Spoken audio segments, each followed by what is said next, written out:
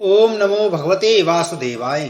नमस्कार दोस्तों, आज हम इस कथा के माध्यम से आपको श्रवण कराएंगे कार्तिक मास महात्म के 18वें अध्याय की कथा। नारद जी बोले, हे राजन, उन बोए हुए बीजों में 3 वनस्पति हुई, धात्री, आंवला, मालती और तुलसी। सरस्वती के बीज से धात्री, लक्ष्मी के बीज से मालती और गौरी के बीज से तुलसी उत्पन्न हुई। उस समय विष्णु स्त्री रूपी वनस्पतियों को देख वृंदा के रूप को देखा तो उठ बैठे। कामातुर विष्णु ने प्रेम पूर्वक उन्हें देखा, तब तुलसी और धात्री उन्हें देखने लगी। लक्ष्मी ने ईर्ष्या करके बीज दिया था, अतः उससे उत्पन्न स्त्री लक्ष्मी से ईर्ष्या करने वाली हुई। इस कारण इसका नाम अति बर्बरी रखा। यह निंदित हुई। धात्री और तुलसी विष्णु जी को प्रीति देने वाली हुई। विष्णु जी अपना दुख भूल देवताओं को साथ ले वैकुंठ भवन पधारी। इसी कारण कार्तिक के व्रत व उद्यापन में तुलसी के पास विष्णु जी का पूजन होता है। तुलसी का वृक्ष सब पापों को हरने वाला और कामों को पूर्ण करने वाला है। जहाँ तुलसी होती है वहाँ यमदूत नहीं आते, न वे लोग यमराज के दर्शन करते हैं।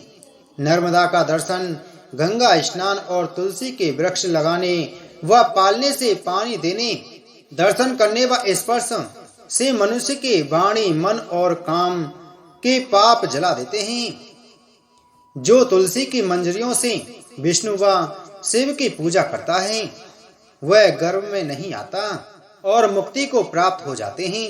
पुष्कर जैसा तीर्थ, गंगा जैसी नदी, वासुदेव जैसे देवता तुलसी दल में निवास करते हैं।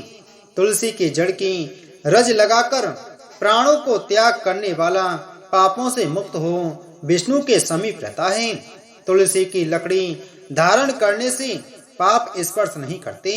हे राजन, तुलसी की छाया में किया गया श्राद्ध अक्षय होता है, अतः वही पिंड देना चाहिए। और आंवले की छाया में पिंडदान से नरक में भी पितर मुक्त हो जाते हैं।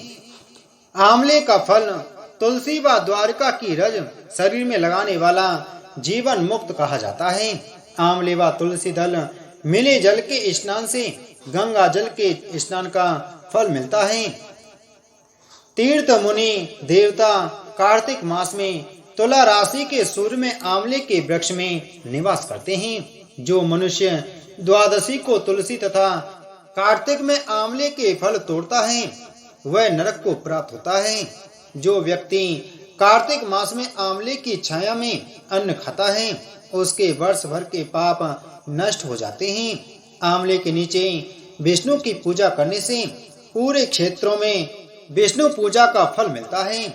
विष्णु की महिमा की भांति तुलसी व आंवले का महत्तम ब्रह्मा भी नहीं कह सकते हैं।